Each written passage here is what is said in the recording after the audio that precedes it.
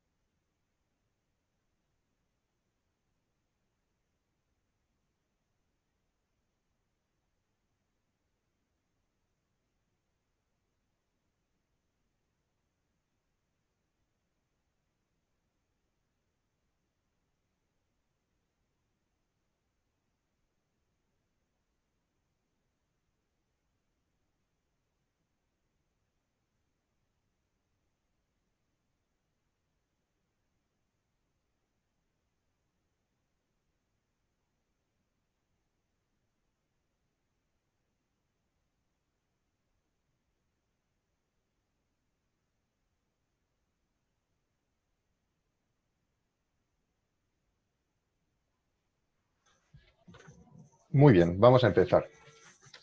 Pues buenos días a todos. Mi nombre es Michele y trabajo en Snowflake como Sales Engineer en nuestra oficina en Madrid. En el seminario web de hoy veremos qué es un Data Warehouse creado para el cloud y cuál es su valor añadido para vuestro negocio. El seminario se dividirá en dos partes principales. En la primera vamos a ver brevemente por qué ha nacido Snowflake, su arquitectura innovadora y cómo se pondría en un contexto de una arquitectura de datos corporativa. En la segunda usaré unos datos de prueba y veremos en concreto, en una demo, cómo funciona Snowflake y sus características únicas y diferenciadoras. Antes de empezar, quería hablaros un poco sobre cómo este seminario estará organizado. Vuestros micrófonos estarán silenciados, pero podéis escribir todas vuestras preguntas en cualquier momento en la pestaña de chat de ON24. Tendremos unos 5 o 10 minutos al final para que pueda contestar a vuestras preguntas y en el caso en que no haya tiempo suficiente os dejaré mis contactos para que os pueda contestar offline y me podáis contactar por correo. Muy bien, vamos a empezar. Entonces, me gustaría empezar un poco por nuestra visión. Entonces, la visión es bastante obvia. Es que las organizaciones, las empresas, puedan tomar decisiones basadas en datos en cualquier momento o lugar y con cualquier número de usuario y con cualquier volumen de datos también. Y la solución es un data warehouse como Snowflake de próxima generación, creados desde cero para el cloud. Y en general Snowflake es bastante fácil de entender. Snowflake es un data warehouse analítico. Snowflake almacena datos en tablas, vistas, esquemas y bases de datos. Snowflake ejecuta consultas SQL estándar, DDL y DML. Y básicamente Snowflake hace todo lo que os esperáis de un data warehouse tradicional, ¿vale? Con la diferencia que ha sido creado para el cloud desde cero y es un servicio. No es necesario administrarlo. Entonces, ¿por qué? ¿Por qué tenemos otro data warehouse más en la lista? Pues empezaré por lo que las empresas quieren, por lo que vemos todos los días. Las organizaciones quieren una gestión simple de los datos, de la plataforma de datos, del data warehouse, del data lake. Quieren consolidar sus silos de información en un mismo sistema. Quieren también un sistema que sea elástico, que se adapte a la demanda siempre más variable de un Business Intelligence Self-Service, de un Machine Learning, de una demanda, un análisis siempre más personalizado. Y también quieren una concurrencia ilimitada. No quieren verse limitados por tener demasiados usuarios o demasiadas cargas de trabajo en el mismo sistema. El problema es que lograr todo esto con las tecnologías actuales no es sencillo. Entonces, las tecnologías actuales necesitan administración, atención, configuración, tuning, ajustes y todo esto para tener un rendimiento subóptimo. Necesitan ser configuradas o necesitan ser más para manejar más tipos de datos. Es difícil que una misma tecnología pueda manejar muchos tipos de datos distintos a la vez con buen rendimiento en un mismo sistema. La elasticidad instantánea es difícil de lograr teniendo recursos on-premise, por ejemplo, y constantes, que no pueden cambiar a lo largo del tiempo. Y la concurrencia y la contención de recursos, por ejemplo, a la hora de hacer un proceso ETL y al mismo tiempo tener usuarios self-service DBI en el mismo sistema, lleva a colas, tiempos de consultas muy elevados, dashboards que cargan muy lentos y usuarios de negocio frustrados que no pueden usar los datos. A nivel de negocio, ¿qué quiere decir? Costes de mantenimiento, decisiones malas tomadas con datos incompletos o inconsistentes. Las necesidades analíticas del negocio no se pueden satisfacer. Se llega a tomar datos basados en intuiciones y no en la verdad, en datos efectivos. Y esto lleva también a consultas lentas, dashboards inutilizados y un departamento analítico de una empresa que no está generando su máximo valor. Estas son las razones por las cuales ha nacido un database moderno en el cloud como Snowflake. Entonces, ¿cómo lo soluciona Snowflake? Con una nueva arquitectura.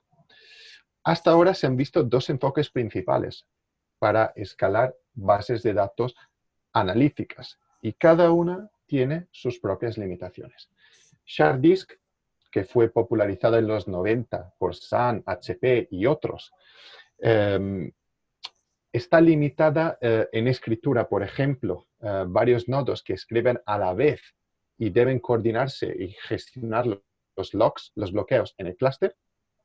Y a la hora de leer puede sufrir problemas de falta de recursos y un almacenamiento en caches menos eficiente a medida que se escala el clúster. En los años 2000, esta arquitectura ha sido reemplazada por el Grid Computing, que utiliza Shared Nothing. En las arquitecturas de Shared Nothing tenemos limitaciones a la hora de escribir porque las escrituras abarcan más particiones y necesitan un commit distribuido en dos fases.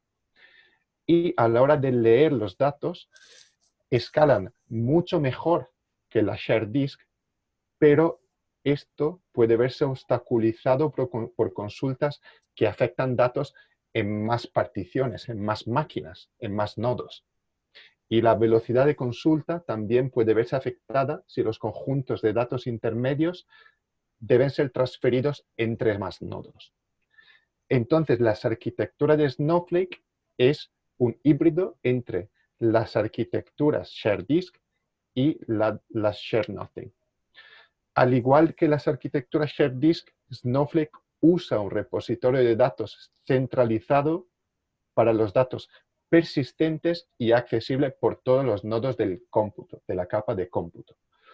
Pero, al igual que las arquitecturas de ShareNothing, Snowflake procesa las consultas utilizando clústeres de cómputo MPP, donde cada nodo del clúster almacena localmente una parte del conjunto de datos bajo caches.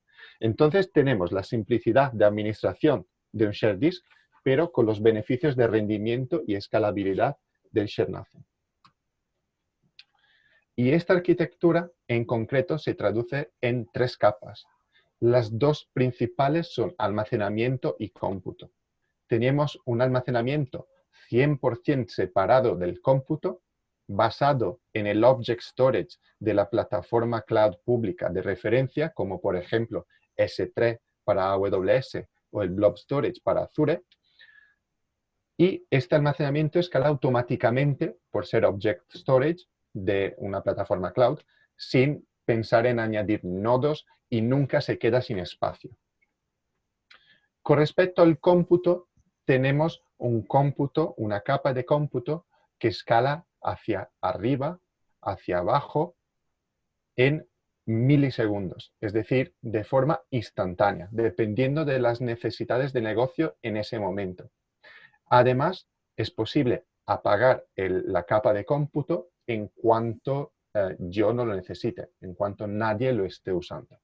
Y los datos seguirán siendo persistentes en la capa de almacenamiento, que recordamos está completamente separada de la capa del cómputo.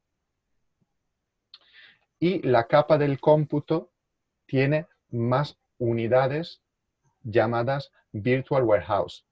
Cada una tiene sus propios recursos independientes y cada una está completamente separada tanto del almacenamiento cuanto de las demás Virtual Warehouse. Es decir, nunca tendré contención de recursos. En esta imagen, por ejemplo, puedo dedicar un Virtual Warehouse para la carga de datos, para el ETL o el OLT, y otra para mis usuarios de Business Intelligence, de marketing, sin que uno tenga impacto en el rendimiento del otro. Además, estas Virtual Warehouse pueden también escalar inmediatamente, instantáneamente y de forma automática, de forma horizontal. Es decir, Snowflake añade y quita nodos automáticamente dependiendo de la concurrencia en ese Virtual Warehouse específico. Y la tercera capa es donde se implementa la lógica del software, de la plataforma.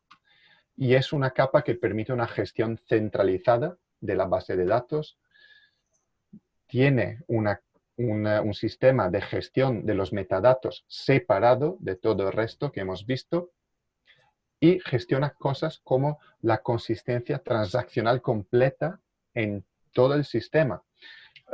Transacciones multi-statement, seguridad a nivel de privilegios, roles, seguridad de nivel de fila, disponibilidad y mucho más. Esta es la arquitectura innovadora de Snowflake. ¿Cómo se pondría esta arquitectura en un contexto de arquitectura de datos corporativa? Como hemos visto, en el centro tenemos nuestros datos, nuestro almacenamiento. El almacenamiento se ve de forma lógica como vistas, tablas, esquemas y bases de datos. Este almacenamiento escala de forma automática sin que yo tenga que preocuparme de cómo escale, porque es algo que ya existe. Alrededor de este almacenamiento podemos tener entonces una unidad de cómputo que se llaman Virtual Warehouse o más. Cada unidad tiene un tamaño que va desde XS hasta 4XL y del tamaño depende su potencia de cálculo. Entonces, por ejemplo, podríamos asignar primero un warehouse XS para la carga de datos en batch. La carga de datos en batch se puede hacer de forma nativa con las herramientas de Snowflake o a través de uno de nuestros partners de ETL, ELT, Data Pipeline, etc. No solamente Snowflake permite la carga en batch, sino permite también la carga de datos en streaming para casos de usos, por ejemplo, de IoT. Para la carga en streaming, Snowflake ofrece su propia herramienta nativa llamada Snowpipe y permite conectar con Kafka, Spark Streaming y Amazon Kinesis. Otro warehouse es muy común dedicarlo a ventas, a nuestros usuarios de ventas de Business Intelligence, que podrían estar usando otro de nuestros partners de BI, como por ejemplo Tableau, MicroStrategy, Looker, Power BI, etc.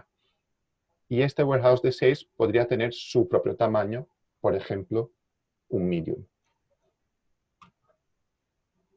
Otro caso de uso muy común es dedicarle un data warehouse, un virtual warehouse a los usuarios de data science, que a lo mejor están usando para sus algoritmos de machine learning Spark, R, Data Robot, Python, etc. Snowflake, hemos visto, ofrece elasticidad instantánea. ¿Qué quiere decir? Quiere decir que, por ejemplo, si yo estoy lanzando mi propio algoritmo de Data Science y sé que tendré una respuesta en 24 horas, sin embargo, me llega una petición desde negocio que necesita una respuesta en 3 horas, yo lo que puedo hacer es simplemente volver a dimensionar mi warehouse en caliente sin parar mi trabajo de S a XL, por ejemplo, y tener mi tarea completada en 3 horas en vez que 24 horas. En cuanto mi tarea se haya completado, puedo volver a poner mi warehouse de XL a S, para no tener que pagar un XL durante más tiempo. O otro ejemplo podría ser que mis usuarios de BI pues acceden a los informes y hacen sus informes todas las mañanas entre las 9 y las 10 con 100 usuarios concurrentes, mientras que en el resto del tiempo solamente tengo en media 10 usuarios concurrentes. Entonces, ¿qué hace Snowflake? A las 9, en cuanto vea concurrencia entrando en el warehouse, puede añadir un nodo, o puede añadir 2, 3 o 4 o más. Y esto lo hace de forma automática. Y en cuanto a la concurrencia ya no sea la de las horas puntas, Snowflake, ¿qué hace? Quita los nodos para que yo no tenga que pagar por más nodos de los que necesite. Y todo esto, considerad que Snowflake ofrece un pago por segundo, lo hace muy eficiente a la hora de manejar los costes. También Snowflake tiene unas características diferenciadoras que otras bases de datos no tienen, como por ejemplo la gestión de datos estructurados y semiestructurados en el mismo sistema sin transformación requerida, ni en escritura ni en lectura. Datos semiestructurados podrían ser JSON, XML, Parquet, Avro, Work. Ofrece también una funcionalidad de clone, que es muy útil a la hora de aplicar un desarrollo DevOps a mis sistemas. Por ejemplo, esta base de datos yo la podría clonar en pocos segundos independientemente de su tamaño.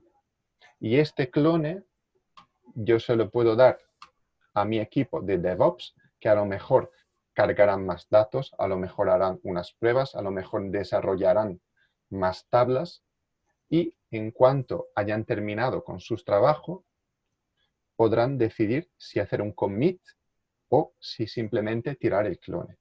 Todo esto aislando completamente este tipo de actividad de todo el resto de producción. Otra funcionalidad diferenciadora es la compartición de datos, el data sharing. Datos que se pueden compartir de forma segura en tiempo real con usuarios externos sin tener que sacar los datos del sistema. Y este lo veremos también en la demo. Y unas funcionalidades de Data Protection y Time Travel que me permiten guardar en el sistema, tener guardados en el sistema los datos de hasta 90 días anteriores al día de hoy. Y este también lo veremos en la demo y es una funcionalidad que gestiona Snowflake de forma automática. Este es simplemente un ejemplo, pero vamos a ver ahora cómo usar Snowflake en concreto. Entonces, para la demo de hoy, he pensado usar unos datos públicos que son los datos de Citi Bike. Citi Bike es un alquiler de bicicletas en Nueva York, como por ejemplo Bicimad en Madrid o Bicing en Barcelona. Y lo que ofrecen son unos datos públicos que también os podéis descargar de su página web, donde cada fila representa un alquiler, un viaje, con unas coordenadas de comienzo, de fin, y unos datos sobre la distancia, la duración, etc. ¿Vale? Lo podéis descargar aquí y son públicos, lo podéis probar también en vuestros sistemas. Estos datos, por comodidad, los he guardado en un bucket de S3 en mi cuenta de AWS. Entonces, veis aquí que estamos hablando de datos que abarcan unos 7 años y son datos comprimidos en gzip y en formato CSV. Entonces, estamos hablando de datos estructurados, ¿vale? Entonces, estos datos los cargaré en Snowflake y os enseñaré cómo visualizarlos. Muy bien. Entonces, esta es mi cuenta de Snowflake, ¿vale? Entonces, hoy usaré un usuario que se llama John, que representará mi Database Administrator, ¿vale? Mi cuenta de Snowflake, lo podéis ver en el URL, se encuentra en el Data Center de Frankfurt, en Europa. Esta es la interfaz de usuario web de Snowflake y es lo que vamos a usar hoy para ejecutar nuestras consultas y script. Y, por supuesto, hay otras formas de trabajar en Snowflake, pero esta interfaz de usuario está integrada en Snowflake, es rápida y fácil de aprender, así que la usaré hoy. Entonces, John es el responsable de cargar y administrar nuestros datos. En la interfaz podemos ver también conceptos de arquitectura. Antes hemos visto que Snowflake tiene una separación total entre el cómputo y el almacenamiento. Esta sección, donde me encuentro ahora, es la capa de almacenamiento y se llama Databases. Para la demo de hoy, podéis ver, ya he creado una base de datos llamada Citi Bike que usaremos para almacenar nuestros datos y otros objetos también. Los datos de alquiler de bicicletas que vamos a cargar son datos estructurados en archivos CSV y de momento no tengo básicamente nada en mi capa de almacenamiento aparte de dos pequeñas tablas, Station y Programs, que son tablas de dimensiones que tendré que meter en Join con mis datos de alquiler de bicicletas y una simple tabla de seguridad que usaré a la hora de aplicar seguridad de nivel de fila a mis datos. Considera también que en nuestro modelo de costes solamente cobramos por los datos cargados. Por lo tanto, debido a que aún no tengo casi ningún dato, o muy pocos, como podéis ver, el tamaño no llega a 1 megabyte, en este momento no estoy pagando básicamente nada, ¿vale? Entonces, para cargar los datos tengo una serie de script SQL que ejecutaré paso a paso. Si ya conocéis SQL, será todo muy sencillo de entender. Para ejecutar este script necesito algunos recursos de cómputo. En Snowflake, lo hemos visto, los llamamos Virtual Warehouse. Como podéis ver, ahora no tengo ningún warehouse encendido. Están todos en suspended. Por lo tanto, crearé un nuevo warehouse. ¿Vale? El warehouse lo llamaré load warehouse. Lo usaré para la carga. Le voy a poner un tamaño de small. No necesito el multicluster y este se utiliza normalmente para el escalado horizontal, lo que hemos visto antes. Y estas dos opciones son muy importantes porque puedo decirle a Snowflake que después de 5 minutos, en mi caso, sin que haya alguna actividad en este warehouse, pues Snowflake lo apague automáticamente.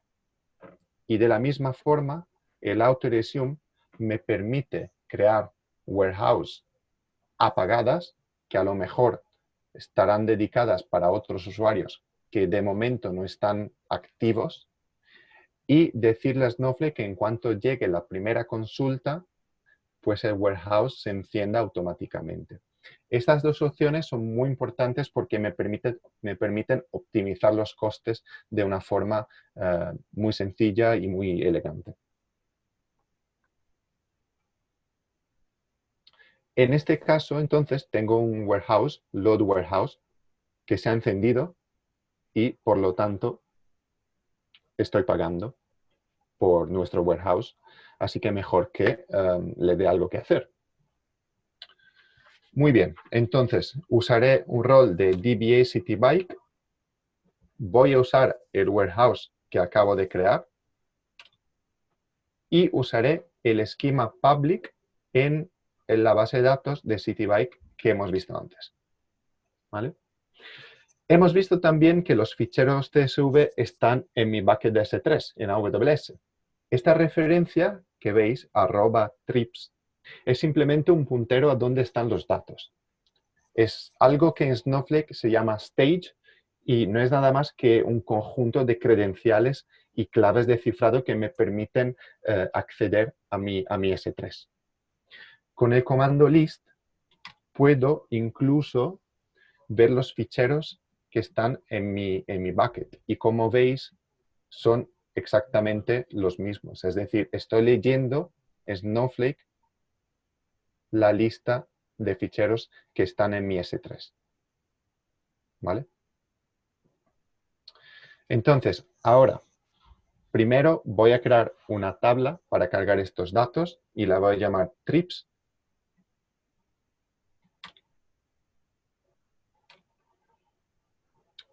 Y luego voy a copiar primero los datos del 2019. Vamos a ver que nuestro comando está ejecutando y ha cargado alrededor de 5 millones de registros en alrededor de 3 segundos. Y estoy usando un warehouse S. Y efectivamente vemos que los registros en mi tabla ahora son alrededor de 5 millones. Vale. Entonces, como podéis ver, solamente he cargado datos del 2019. Sin embargo, esa habría podido ser una primera carga, pero en la realidad necesito todos mis datos de todos los años disponibles. Y ahora los voy a cargar. Igual que antes, usaré el comando copy into, pero esta vez lo estoy encapsulando en dos comandos de alter warehouse. Básicamente, estoy cambiando el tamaño del warehouse a large justo antes del comando copy into. Y lo estoy volviendo a cambiar a small justo después.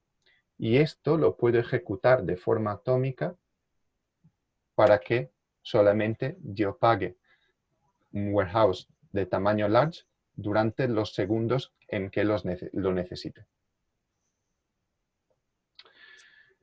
Entonces, ahora he cargado alrededor de 71 millones de registros en alrededor, pues, en justo 10 segundos, ¿vale? Esto es perfecto. 10 segundos no lo esperaba así. Perfecto. Y ahora tenemos en nuestra tabla efectivamente 76 millones de registros. Son los 5 que he cargado antes del 2019 más los 71 millones que acabo de cargar. Y si considerad el modelo de pago de Snowflake, pensad en cuánto me ha costado esta operación con un large. Entonces, ejecutar este comando, por ejemplo, con un warehouse small, tomaría más tiempo. Y si con un large he tardado alrededor de 9 segundos y con un small tardaría a lo mejor 1 minuto, pues con el pago por segundo que ofrece Snowflake, esto acaba siendo el mismo coste. Acabo pagando lo mismo, con la diferencia obvia que usando un large los datos estarán disponibles antes en el sistema. Muy bien, ahora tengo mis registros de alquileres, tengo también mis tablas precargadas de dimensiones que son muy pequeñas, pocos kilobytes, y vamos a preguntar algo a nuestros datos. Por ejemplo, vamos a ver cuántos viajes se realizaron cada hora y su duración y distancia media. Entonces, esta es una consulta que no es tan muy interesante en sí, sino es interesante pensar en todas las cosas que no he tenido que hacer para que se ejecutara rápida. Esta consulta se ha ejecutado con un small en 1,8 segundos y está metiendo en join 76 millones de registros con unas tablas de dimensiones. Y no tuve que crear índices, no tuve que establecer claves de distribución o de partición. Básicamente, el formato de almacenamiento de Snowflake me garantiza que siempre tenga un rendimiento de consulta rápido sin que tenga que preocuparme de ninguna tarea de administración.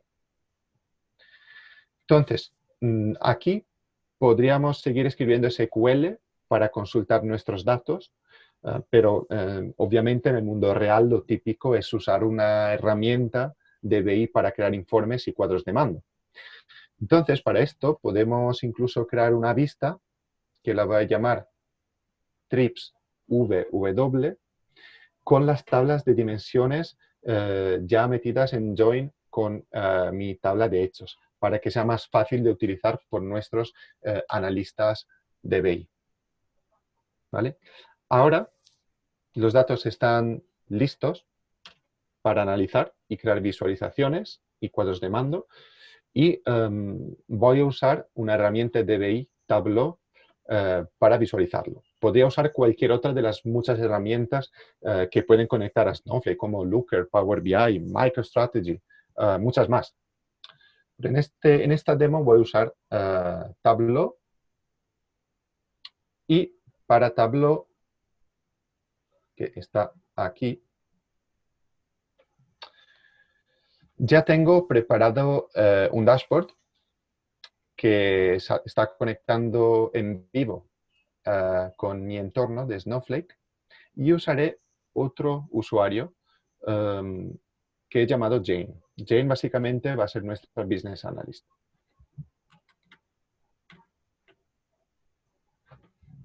Entonces, para ahorrar tiempo, como he dicho, y no tener que crear este dashboard desde cero, ya he preparado uno antes. Sin embargo, podéis ver ahora, en cuanto cargue, que está conectado en vivo con nuestros datos, nuestros 76 millones de registros de alquiler de bicicletas en Nueva York. ¿Vale? Entonces aquí yo podría filtrar, por ejemplo, por día de la semana y ver cuántos viajes estoy teniendo en sábado y domingo. Podría ver, por ejemplo, quién está alquilando las bicicletas entre las 4 y las 5 de la mañana y filtrar, por ejemplo, en los viajes más largos, pues los que alcanzan entre 5 y 10 kilómetros, ¿vale? Entonces veo que la mayoría de los alquileres empiezan en esta área, en este área de Nueva York y terminan en esta otra parte de Nueva York, ¿vale? Entonces, ahora estoy trabajando con 76 millones de filas en conexión live, que significa en Tableau sin extractos, y con cada clic estoy generando efectivamente una consulta o más consultas y enviándolas a Snowflake para que las ejecute. Entonces, en esta otra visualización me he conectado a un catálogo de metadatos de Snowflake que ya está preparado y preconfigurado en Snowflake, se llama Information Schema, y estoy leyendo básicamente datos de ejecución de las consultas que acabo de generar interactuando con mi dashboard en Tableau. Podemos ver muchas cosas. Podemos ver la duración media de las consultas en el gráfico inferior. Podemos ver el SQL que se está ejecutando y el desglose del tiempo de ejecución. Pero lo que quería enseñaros es, más que nada, esta barrita amarilla aquí. Esta barra amarilla me está diciendo que cuando Tableau básicamente generó la primera consulta, el warehouse, que se llama BI Medium Warehouse, estaba apagado. Y este, que veis aquí, fue el tiempo necesario para arrancar los 4 servidores de mi warehouse de tamaño medium.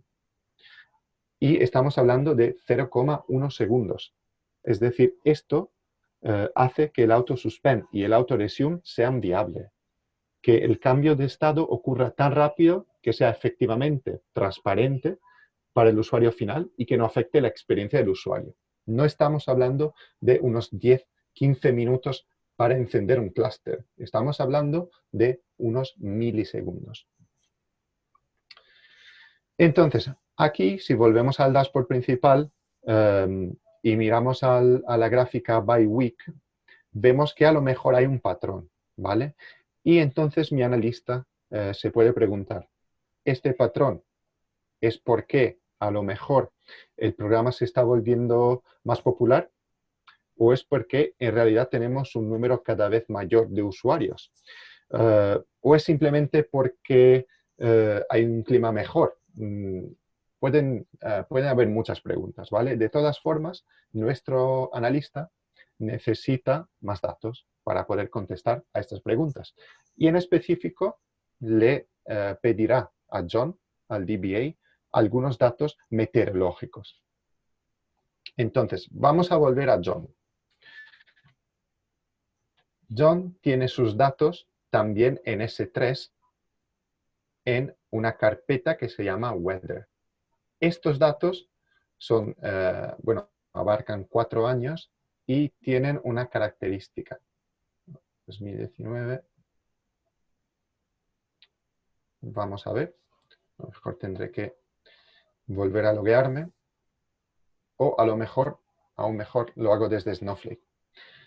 Entonces, estos datos, ahora lo veréis, son datos no estructurados. Son datos en JSON. Voy a hacer un list desde Snowflake y voy a ver que efectivamente mis datos de weather son datos en JSON comprimidos en gzip, ¿vale? Tendré que cargar estos datos en Snowflake. Lo que pasa es que como soy un buen DBA, no voy a cargar estos datos directamente en producción. No se hacen cambios en caliente en producción, por lo que necesito un entorno de desarrollo. Y me lo voy a crear llamándolo CityBike Dev, haciendo un clone de mi base de datos de producción que hemos visto se llama CityBike. Entonces, vamos a ver cuánto tarda crear un clone, y estábamos hablando de entre 2 y 3 segundos, y ahora tengo un clone totalmente operativo y funcionante de mi base de datos de producción. Um, También puedo crear un warehouse separado para mi actividad de desarrollo, así que me puedo asegurar de que lo que voy a hacer ahora no afectará a los usuarios del entorno de producción. Entonces voy a crear un warehouse llamándolo dev warehouse.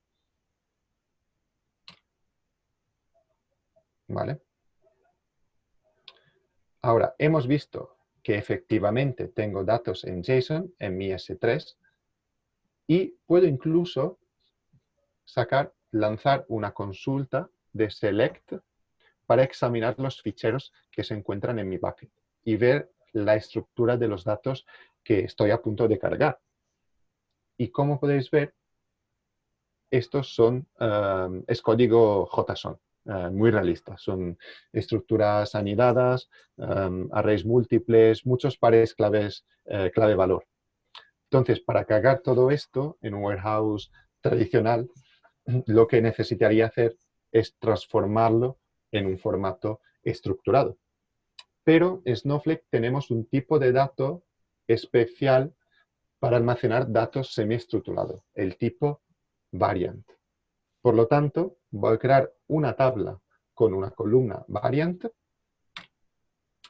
para que podamos cargar todos nuestros datos de JSON en una sola columna. Y con la misma técnica que antes, es decir, cambiando el tamaño justo antes y justo después del comando copy into, vamos a cargar los datos.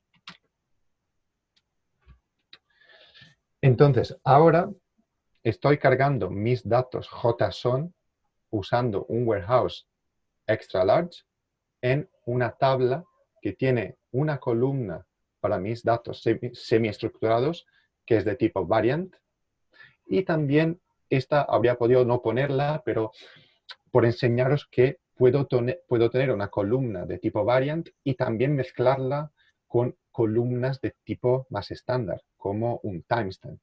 Y en este caso estoy aislando el timestamp de la observación meteorológica. Y este es simplemente un ejemplo, ¿vale? Entonces, vamos a ver cuánto tarda en cargar estos datos, que son datos bastante más pesados que los datos de CSV, y vemos que ha cargado alrededor de 82 millones de registros JSON. Entonces, estamos hablando de 82 millones de, de datos JSON, cada uno con sus campos, en alrededor de 49 segundos. Entonces, estamos hablando de pues unos 2 millones al segundo, un poco menos, 1 millón como algo. Ahora, en mi tabla weather, tengo entonces estos 82 millones de registros y veis que los datos aún se mantienen en su formato semiestructurado nativo, con también un timestamp, pero el formato es exactamente igual que mis datos que tenía en S3, ¿vale? Entonces, no necesito transformarlos a la hora de cargarlos. Y ni a la hora de leerlos necesito tenerlos en un formato estructurado. ¿Por qué? Porque puedo ya ejecutar consultas directamente sobre los datos semiestructurados. ¿Cómo? Pues simplemente con una notación muy simple, con puntos, que me permite bajar desde mi columna V de tipo variant hacia el array y hacia el campo específico dentro de mi estructura JSON. En este caso, por ejemplo, estoy haciendo un select de todas las ciudades que se llaman Nueva York con observaciones de tipo snow, de tipo nieve. Puedo hacerlo incluso más complejo. Puedo hacer algo así, es decir, aislar las condiciones y ver la frecuencia de cada condición en estas 5 ciudades de Estados Unidos.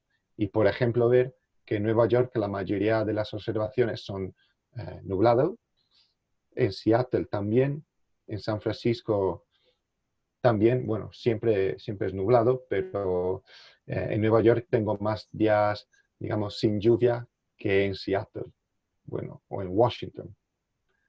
Bueno, esto podríamos jugar con estos datos. No es el objetivo de la demo. El objetivo es que podáis ver que podéis escribir y leer datos en JSON sin la necesidad de transformarlos. Entonces, ahora he cargado mis datos en desarrollo, los he probado, funcionan, por lo que ahora estoy listo para pasarlos a producción. Puedo hacer esto usando otro comando de clone y clonando esta vez no la base de datos entera, sino solamente mi tabla weather. Perfecto. Ya hemos terminado con el entorno de desarrollo, hemos cargado los datos JSON en producción y por lo tanto ahora podemos hacer un drop del database de desarrollo y del warehouse de desarrollo. No quiero pagarlos ya. Y vuelvo a usar mi base de datos de producción y mi warehouse de carga de producción. ¿Vale? Entonces, ahora quiero usar estos datos meteorológicos con mis datos de alquiler de bicicletas.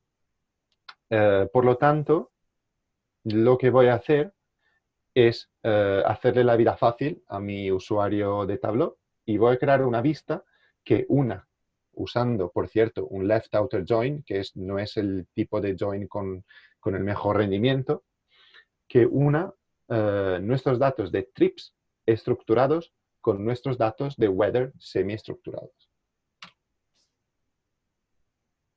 Y ahora, en nuestra vista trips weather, tenemos algo que se presenta como datos estructurados que muestran datos de bike sharing y meteorológicos juntos. Y en realidad, esto es un join en vivo entre 76 millones de registros estructurados y 82 millones de registros semiestructurados.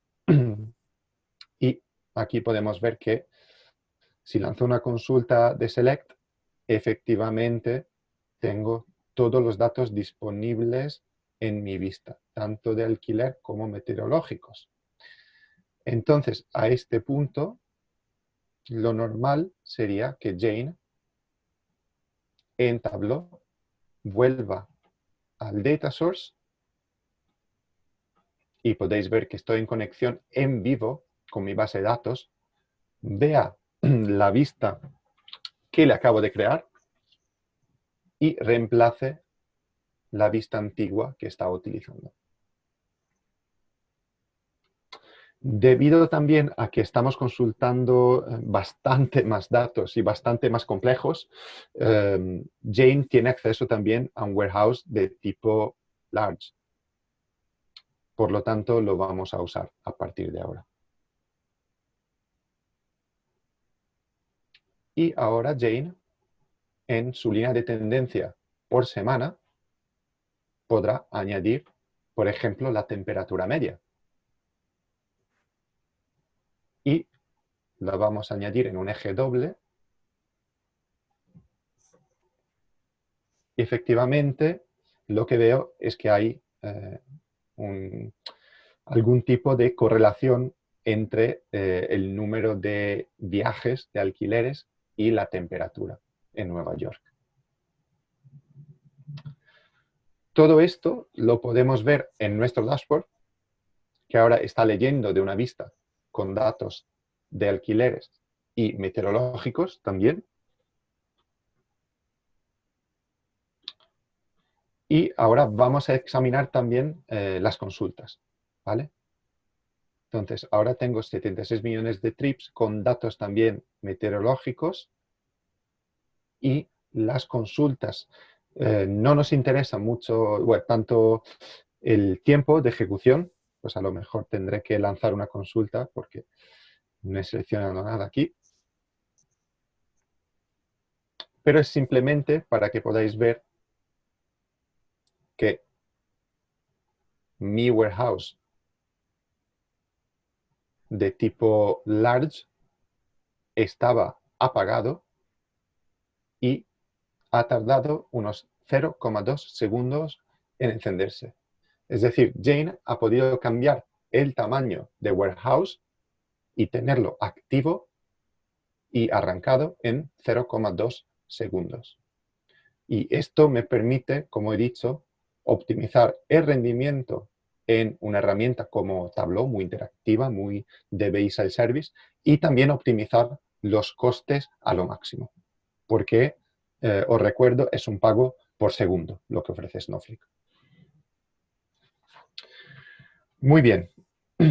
Entonces, ahora vamos a ver cómo podemos compartir estos datos. Pues estos datos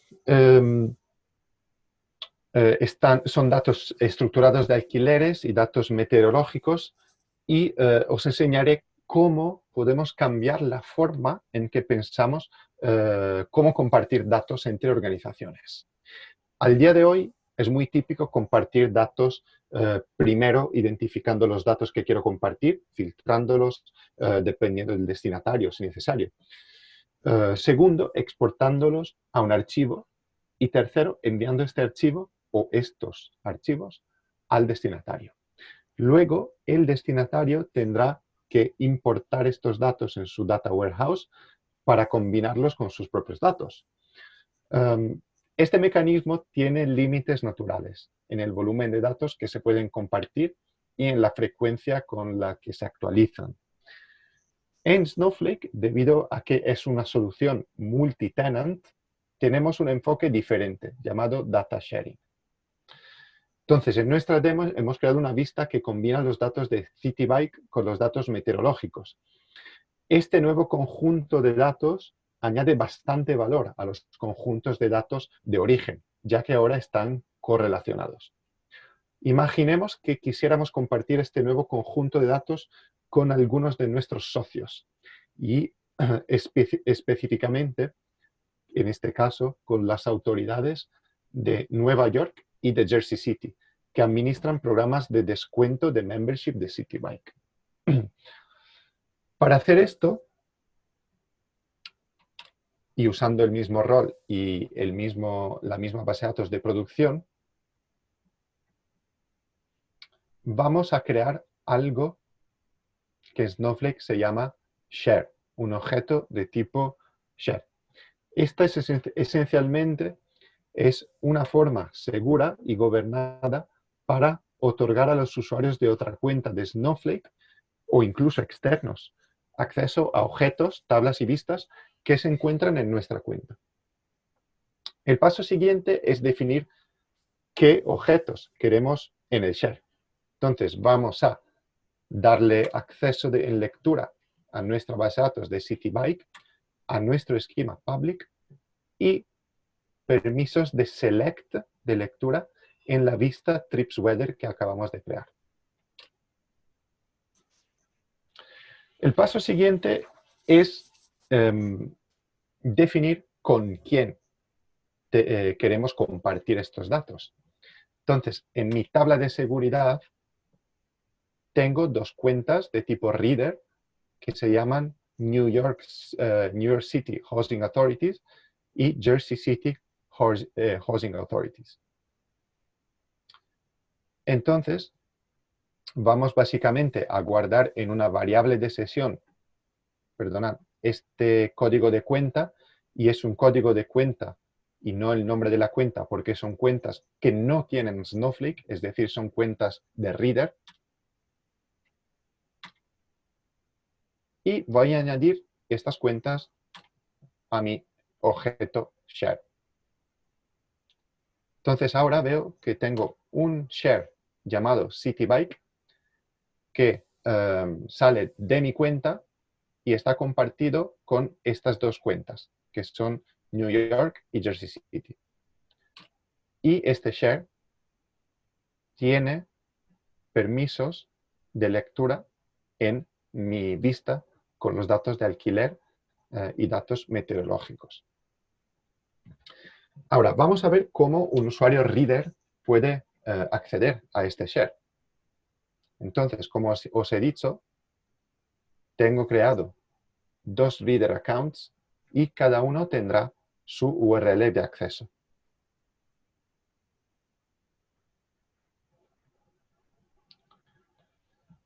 Podéis ver ahora que esta es una cuenta particular de Snowflake, es una cuenta de tipo reader, donde mi usuario reader tiene sí su usuario y contraseña, pero por supuesto, por no tener Snowflake, por ser un usuario externo, reader, tiene limitaciones. Y lo podéis ver del logo, aquí arriba a la izquierda. Entonces, mi usuario reader, en la sección Shares, verá un share que la cuenta eudemo18, que es mi cuenta de origen, ha compartido con su cuenta. Entonces, de aquí vamos a crear una base de datos desde el share, lo vamos a llamar CityBike, le vamos a dar acceso al rol de sysadmin y vamos a seguir. Entonces ahora mi cuenta de reader tiene acceso a los datos que yo le he compartido. Y efectivamente estos datos son los 76 millones de registros que acabo de cargar. La cuenta de reader puede lanzar una consulta, como por ejemplo seleccionar los nombres de las membership activas para CityBike y ver el número de alquileres, el número de viajes.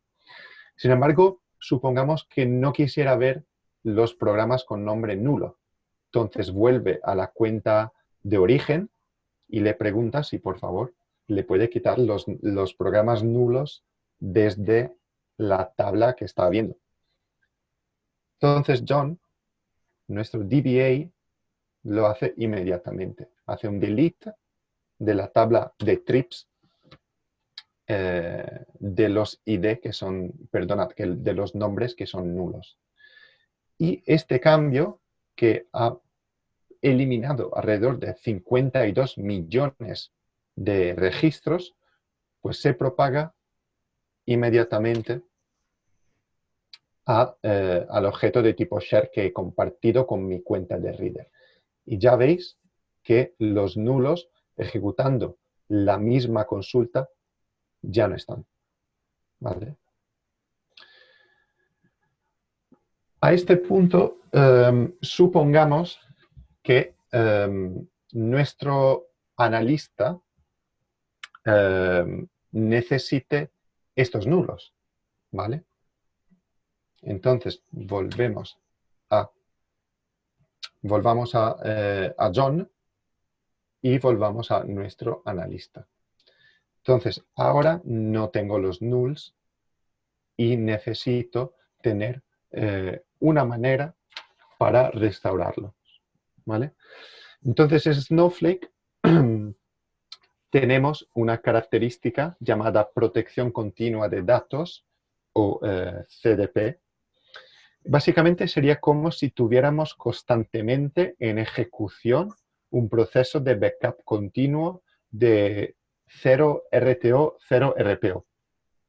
Básicamente lo que pasa funciona manteniendo los bloques de datos modificados en nuestra capa de almacenamiento, en lugar de sobreescribirlos o eliminarlos inmediatamente.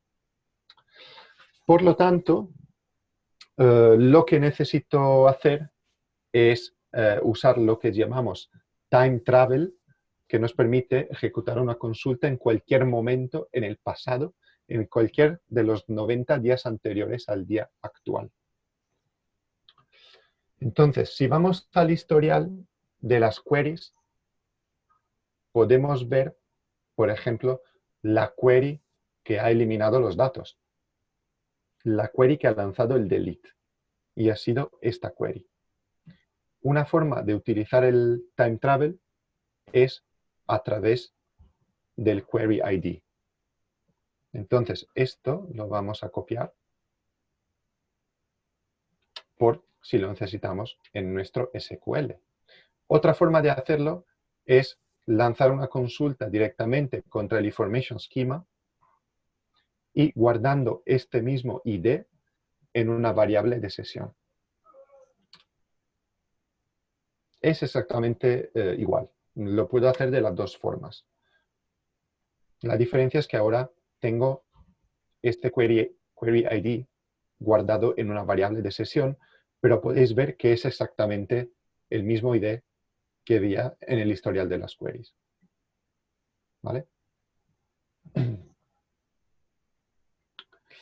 Entonces, ahora puedo lanzar esta consulta que me hace un select from trips before mi ID de la query que he guardado en mi variable. Y esto es lo que llamamos time travel. Y a través de esta consulta puedo ver que ahora hay 24 millones de registros en la tabla trips, cuando antes de la query con ese ID yo tenía 76 millones de registros allí. Entonces, ahora lo que puedo hacer es clonar este estado de la tabla trips antes de mi query en una tabla nueva y llamarla trips recover. Entonces, ahora trips recover tiene 76 millones porque básicamente representa el estado de la tabla trips antes que ejecutara el delete, y todo lo que tengo que hacer ahora es básicamente hacer un swap de mi tabla trips con mi tabla trips recover. Y una vez ejecutado el swap, ya no necesito mi tabla trips recover, así que le voy a hacer un drop. Y ahora, si vuelvo a ejecutar exactamente la misma consulta que hace pocos minutos, podéis ver que los nulos han vuelto. Y esto se puede hacer con la palabra before, que hemos visto aquí, pero incluso se puede hacer definiendo un timestamp específico. Es decir, yo podría decirle, hazme un select de esta tabla, del estado de la tabla al día 8 de septiembre a las horas 3 de la tarde. Tengo más opciones. En este caso, me funcionaba muy bien con el ID de la query específico, pero también lo puedo hacer basado en el tiempo efectivo. Muy bien. Esta es un ejemplo de cómo usar time travel. Hay muchos más.